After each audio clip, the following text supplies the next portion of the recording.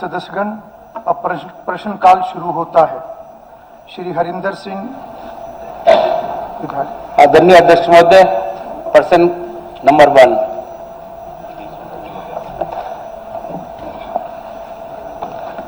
श्रीमान जी, माननीय मुख्यमंत्री जी की घोषणा के इस घोषणा के अनुसार में विभाग द्वारा होडल में नए बस स्टैंड के लिए अन्यंत्र भूमि की तलाश की जा रही है। उपयुक्त भूमि के चयन के पश्चात ही मुख्यमंत्री घोषणा को क्रियान्वित किया जा सकता है। आदरणीय अध्यक्ष महोदय, मैं आपके माध्यम से माननीय मंत्री जी से जानना चाहूंगा। आदरणीय मुख्यमंत्री जी की ये बहुत पुरानी मांग है जो उनके बीच में हमने रखी थी। मेरे क्षेत्र में वैसे बहुत विकास के काम हुए हैं, तो ये काफी दिन से पेंडिंग चली आ रही है। तो कृपया मुझे ये बताने का कष्ट करेंगे ये मांग मेरी कब तक पूरी हो जाएगी। अध्यक्ष महोदय, इसके लिए हम भूमि का चयन कर रहे हैं और जैसे चयन होएगी हम इसके ऊपर अति सुंदर बस स्टैंड बना कर देंगे। श्री बलराम दांगी। मानसून और बेमौसमी बारिश के कारण इन गांव में पानी भर जाता है और इसकी जो निकासी है इसको जो ठीक करने के समाधान के लिए सरकार ने कई तरह के उपाय किए। डीजल पंप भी लगाए और इलेक्ट्रिक पंप भी लगा के वहां के पानी की निकासी का प्रबंध किया है। एक समैन गांव को छोड़ के, क्योंकि वहां भी वो भट्ठों वाली जो जमीन है जहां से खोदी गई थी वहां पे पानी भरा है, उसमें से भी पानी की निकासी को उसको छोड़ दें तो बाकी गांव के जो आपके 5 गांव बचते हैं उसमें 13 स्कीम एक कंप्लीट हुई है। अच्छा 13 स्कीम एक कंप्लीट हुई है और 16 गांव जिनमें इस तरह की जो आपने बताया, जैसे कई गांव के नाम गिनाए, कई गांव के नाम आपने नहीं भी गिनाए, वो भी मान के एक 18 करोड़ रुपए की लागत से 30 स्कीम्स पे और काम करके उसको कंप्लीट किया है। फिर भी जहां भी इस तरह की और बाकी समस्याएं हैं, मैं आदरणीय अपने साथी से कहूंगा कि वो लिख के दे दे, उस पर भी हम लोग काम को कंप्लीट करेंगे। अध्यक्ष महोदय, हरियाणा सरकार ने, नायब सैनिक सरकार ने फैसला लिया है 1/11/2018 में, जब माननीय मनोहर लाल मुख्यमंत्री थे, खेत खलिहान की सड़क योजना सीएम कोड 24/219 से शुरू की गई थी, जिसके अंतर्गत प्रत्येक विधानसभा क्षेत्र में 25 किलोमीटर तक की खेतों के कच्चे रास्तों का निर्माण ईंटों या 15 किलोमीटर का इंटरलॉकिंग पेवर ब्लॉक से किया जाना प्रावधान है। इस योजना के तहत खेतों के रास्तों का निर्माण हेतु माननीय मंत्रीगण, विधायक महोदय तथा की सिफारिश अभियंता पंचायती राज द्वारा कार्यों का प्राकलन तैयार करवाकर स्वीकृति हेतु भेजे जाते हैं। इसी प्रकार अनुमानों की स्वीकृति के लिए विभाग को भेजा जाता है। इसमें एसएनए के खाते में डाल दिया जाता है ताकि प्रक्रिया अनुसार जिला स्तर पर उपयोग किया जा सके। स्वीकृति निम्न प्रकार है। हमारे लगभग 3580.44 किलोमीटर खेत खलिहान के रास्ते पकेंगे और उसके लिए 7229 करोड़ और 73,000 की राशि स्वीकृत उनकी विधानसभा का ये है। आप 28 कोई अगर आप बाद में उनकी जो भी उनकी विधानसभा अध्यक्ष महोदय, चरखी दादरी में 28.41 किलोमीटर हमने खेत खलिहान पक्के किए गए, जिसमें बागड़ा में 27.42 किलोमीटर हमने सड़कें खेत खलिहान की पक्की की। Bharat Bhushan ji. Number 4 sir, Anil sir, ये क्वेश्चन मुझे लगता है कि ठीक से नहीं लगा है और गलत इसमें मुझे लगा। देखो सर, 21 जुलाई 1990 के गजट नोटिफिकेशन से पता लगता है कि इस जमीन पे कभी तालाब था ही नहीं, कभी भी तालाब नहीं था सकता। और दूसरा जो इन्होंने कहा भी क्या ये उक्त स्थान वक्फ बोर्ड को आवंटित किया था? सर, हरियाणा सरकार ने कभी भी इस जमीन को वक्फ बोर्ड को कभी अलाट नहीं किया। और तीसरा सर, कि अवैध कब्जा, इस पे मौके पे कोई अवैध कब्जा नहीं, बल्कि 1.5 एकड़ जमीन ली गई है इसके साथ की, उसमें कोई ड्रेन निकाल के पानी को आगे निकाला गया, जिस गंदे नाले के पानी की बात हो। ऑनरेबल स्पीकर सर, बड़ा दुख होता है मंत्री की रिप्लाई से, और दुख होता है तथ्यों के साथ में। ये कितना ज्वलंत मुद्दा है जिसको भूमाफिया काबू कर रहा है, और मंत्री की रिप्लाई जी से ये लगता है कि इसमें सरकार का संरक्षण प्राप्त है। आज आप उस जमीन के ऊपर कब्जा करवा रहे हो। मैं इसके फैक्ट्स ऑनरेबल कोर्ट स्पीकर साहब के सामने रखूंगा। 32.5 एकड़ में 12 एकड़ जलाशय था, आज से 125 साल पहले, आज की बात नहीं है। आज सुप्रीम कोर्ट कहता है जलाशय, पौंड, जो प्राकृतिक हमारी चीजें हैं उनको धरोहर की तरह संभाल के रखना है, ये नहीं कि उसमें कोई कब्जा कर ले और कुछ कर ले। उसके बाद स्पीकर सर, जहां पर अकाल पड़ा था, अकाल में अनाज के बदले श्रमदान करके गांव वालों ने 125 साल पहले ये जोड़ खरीदा था, जोड़ खोदा था और उनको दिया। उसके बाद जहां पर पानी रोहतक का और 12 गांवों का इकट्ठा होता था, ये कहते कभी जोड़ था ही नहीं। ये लीजिए,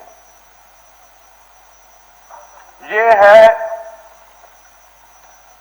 2021 की तस्वीर उसी जगह की। गूगल से 2021 ही, मंत्री जी देख लीजिए तालाब है कि तालाब है कि नहीं है। एक मिनट प्लीज, आपने इतना क्वेश्चन इतनी इंपॉर्टेंट, और आप अपनी जो सांस्कृतिक हमारी संपदा है उसको आप अपने पास नहीं रखना चाहते, और बात है जब वहां पे तालाब है ही नहीं। एक मिनट रुक जाओ ना, तालाब की फोटो दे रहा हूं। Let the team be appointed, let the MLA team be appointed, let the department of man go there whether still there is जोड़ और नॉट। उसके बाद ये है जी 8 मार्च की, 2 दिन पहले की, ये जोड़ है कि नहीं? नजर आ रहा मंत्री जी आपको? जोड़ है ना? उसके बाद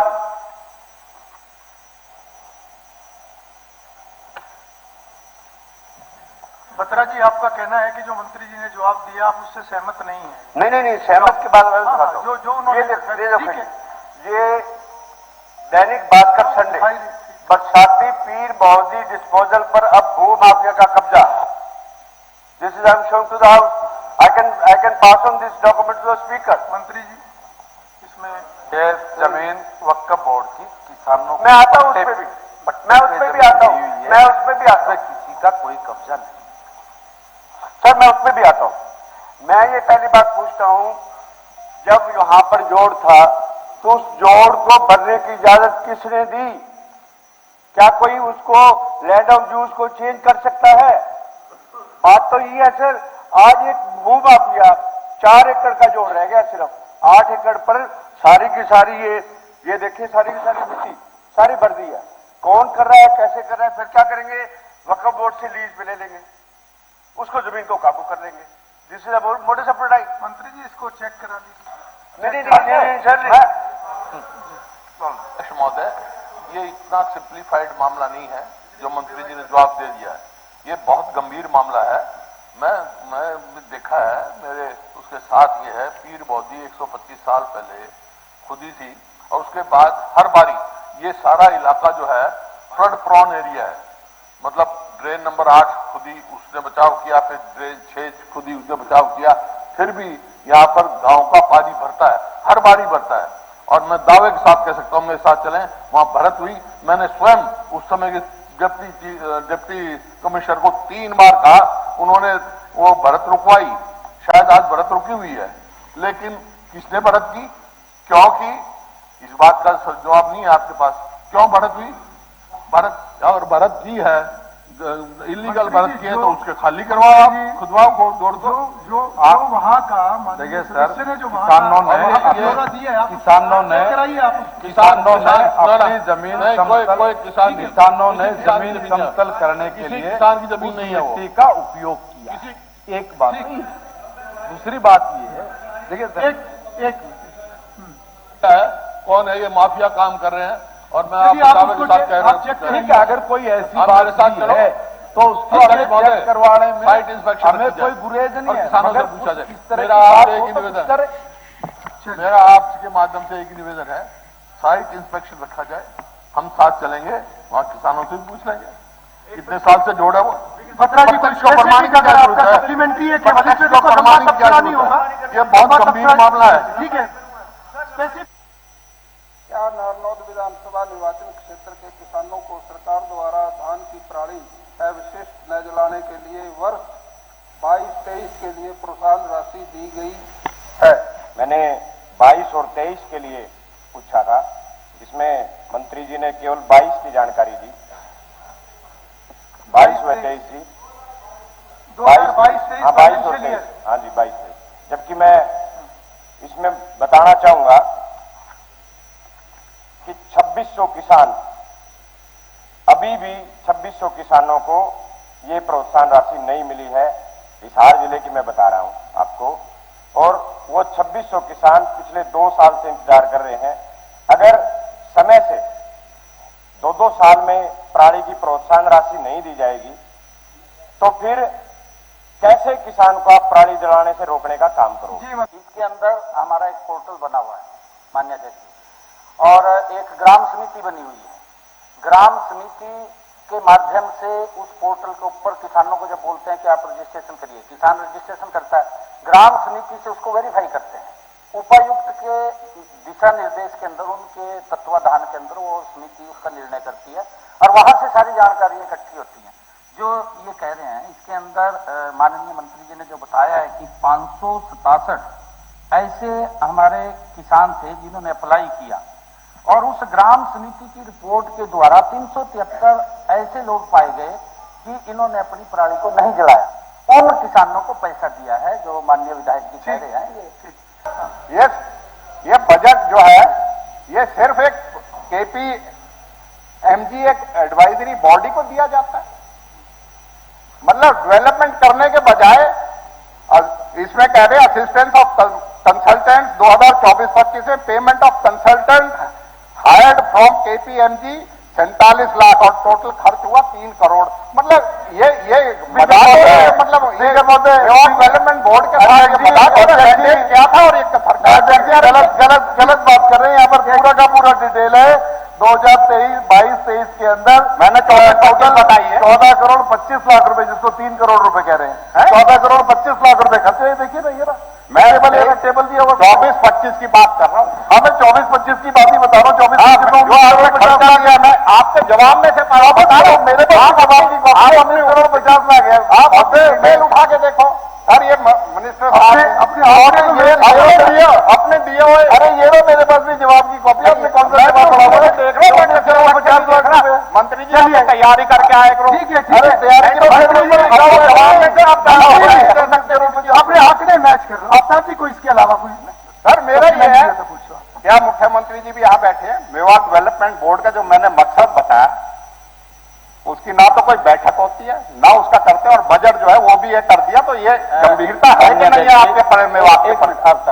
आफ्ताब जी ने जो बात कही है कि जो मेवात डेवलपमेंट बोर्ड है उसके भी बैठक के बारे में उनका 2020 में उसकी बैठक हुई थी, और जल्दी ही हम उसकी बैठक बुलाने वाले हैं अभी, क्योंकि लगातार ये कोविड आया, कोविड के बाद होगा। और परंतु एक बात और बता रहा हूँ, आफ्ताब जी जो बात बोल रहे हैं जी, हमारे सीनियर विधायक हैं, मैं आफ्ताब जी को बताना चाहता हूँ कि जब से हमारी सरकार बनी है 2014 के बाद, 2014 से पहले का मेवात की फोटो अगर किसी के पास हो वो मेवात अपने आफ्ताब जी दिखाएं, और 2014 के बाद 10 सालों में जो मेवात के अंदर विकास की जा रही है। अशोक अरोड़ा जी। स्पीकर सर, मैं धन्यवाद करता हूं, आपने समय दिया। आज एक बहुत महत्वपूर्ण इशू जिससे पूरे हरियाणा के अंदर इस प्रकार की घटनाएं घट रही हैं। बेसहारा पशुओं की वजह से, आवारा कुत्तों की वजह से, बंदरों की वजह से पूरे प्रदेश के अंदर लोग परेशान हैं।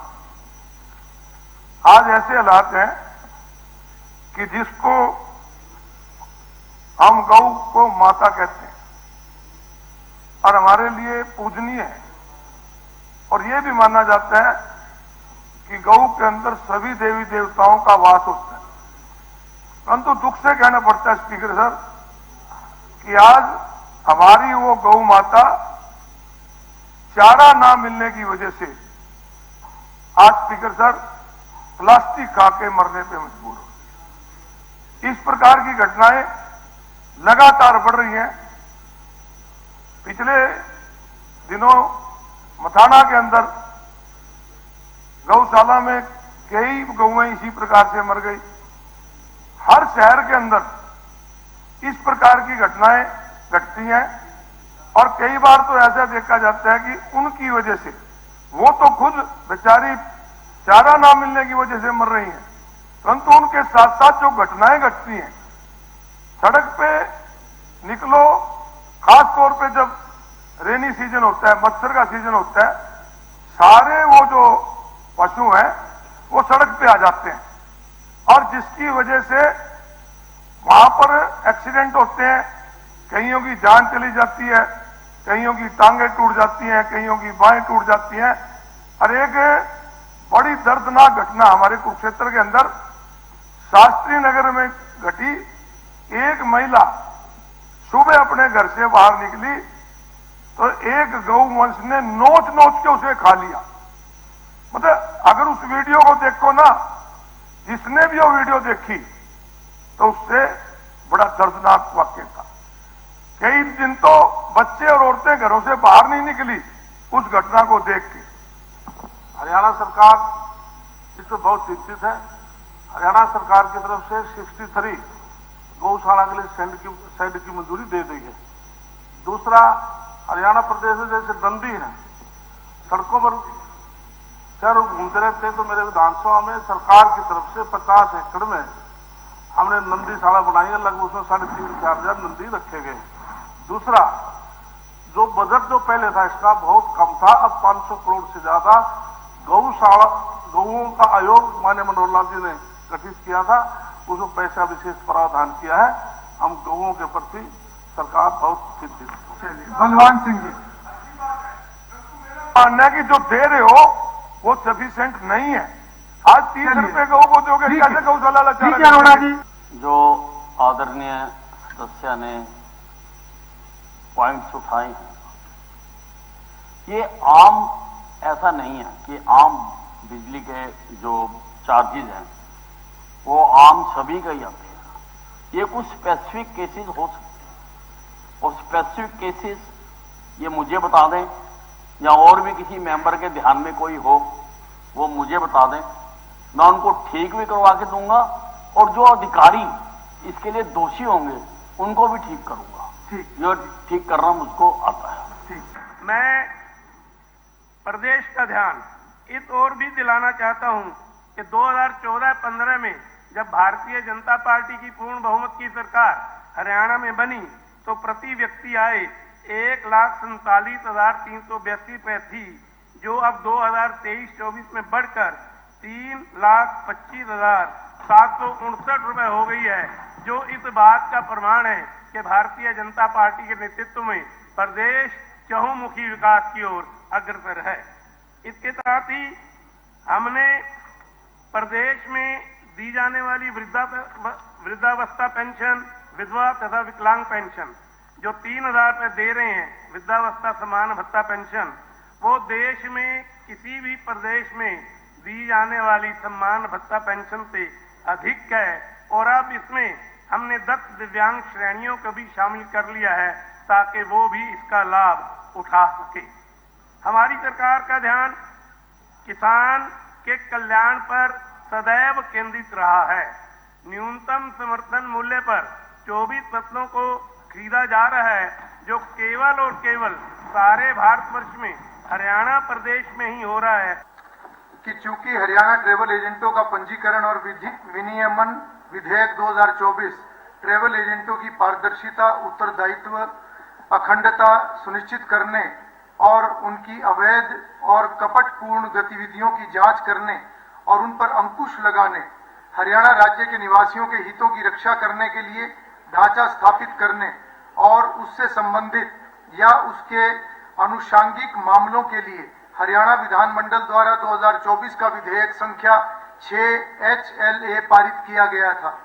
और चूंकि उक्त विधेयक को भारत के संविधान के अनुच्छेद 200 में दिए गए उपबंधों की अनुपालना में हरियाणा के राज्यपाल को उस पर उनकी सहमति के लिए प्रस्तुत किया गया था, और चूंकि हरियाणा के राज्यपाल द्वारा उक्त विधेयक भारत के संविधान के अनुच्छेद 201 के अधीन भारत के राष्ट्रपति के विचारण के लिए आरक्षित किया गया, और चूंकि हरियाणा ट्रेवल एजेंटों का पंजीकरण और विनियमन विधेयक 2024 भारत के राष्ट्रपति की सहमति के लिए गृह मंत्रालय भारत सरकार को भेजा गया था, गृह मंत्रालय भारत सरकार द्वारा हरियाणा के राज्यपाल के सचिव के माध्यम से प्राप्त गृह मंत्रालय भारत सरकार, पर्यटन मंत्रालय और कॉरपोरेट मामले के मंत्रालय भारत सरकार द्वारा राज्य सरकार के कुछ बिंदुओं पर टिप्पणियां मांगी गई।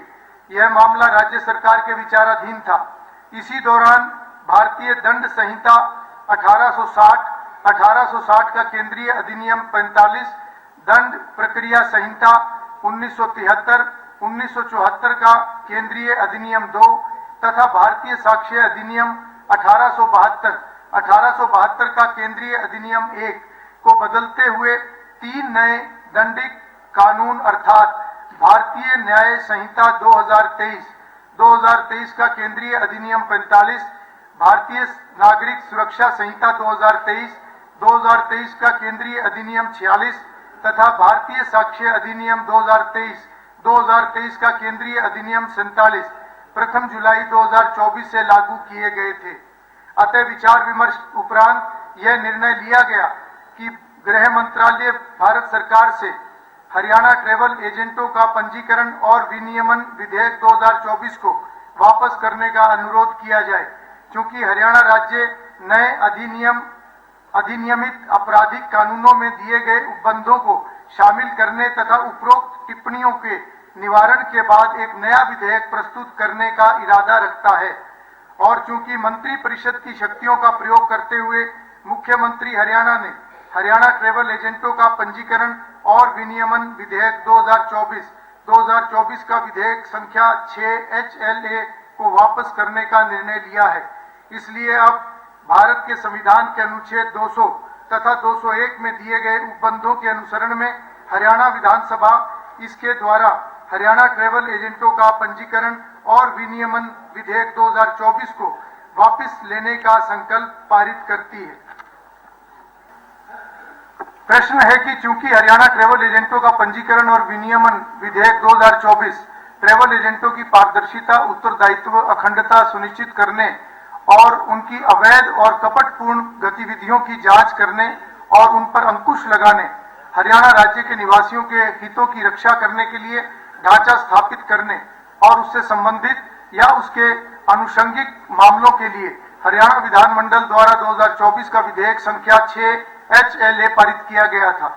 और चूंकि उक्त विधेयक को भारत के संविधान के अनुच्छेद 200 में दिए गए उपबंधों की अनुपालना में हरियाणा के राज्यपाल को उस पर उनकी सहमति के लिए प्रस्तुत किया गया था, और चूंकि हरियाणा के राज्यपाल द्वारा उक्त विधेयक भारत के संविधान के अनुच्छेद 201 के अधीन भारत के राष्ट्रपति के विचारण के लिए आरक्षित किया गया, और चूंकि हरियाणा ट्रेवल एजेंटों का पंजीकरण और विनियमन विधेयक 2024 भारत के राष्ट्रपति की सहमति के लिए गृह मंत्रालय भारत सरकार को भेजा गया था, गृह मंत्रालय भारत सरकार द्वारा हरियाणा के राज्यपाल के सचिव के माध्यम से प्राप्त गृह मंत्रालय भारत सरकार, पर्यटन मंत्रालय तथा कॉरपोरेट मामले मंत्रालय भारत सरकार द्वारा राज्य सरकार के कुछ बिंदुओं पर टिप्पणियां मांगी गई।